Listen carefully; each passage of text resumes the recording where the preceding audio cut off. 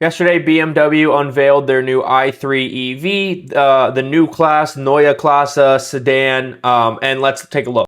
Now, here's what the front three quarters looks like driving. I like that it doesn't have the giant grills, which obviously it doesn't have to have grills at all, but they're not going to get rid of them because that would be too much of a change from normal BMW styling. And here's what it looks like still. I don't love these wheels, but for EV wheels, they're pretty good. Here's a direct look at the front end, which I don't really like that much. I think it's much better than the giant kidney grills on the current 3 and 4 series, but I'm not really a fan of this front end. Here's the rear three quarters. I really think it looks very Lexus-y in the rear, but the shape overall of the car is pretty nice.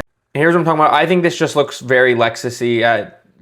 This just gives me all Lexus right here. Doesn't really give me BMW. I definitely think it's very Lexus looking. And as for the interior, I don't mind the interior overall, but I don't like the no buttons thing, and I could live without all these little screens that are up here. And I know there's going to be other colors, but I'm never a fan of white seats, white steering wheel. Could get stained very easily. So for some details on the car, 800-volt battery support for higher speed recharging.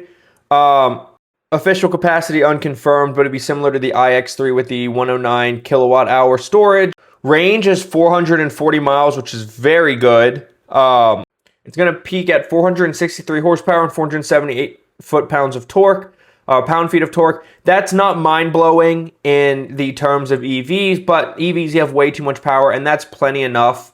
And other versions will follow, including an M version with quad motors and at least one rear-wheel drive model. Unlike the iX3, the i3 will come with active dampers, which is pretty interesting.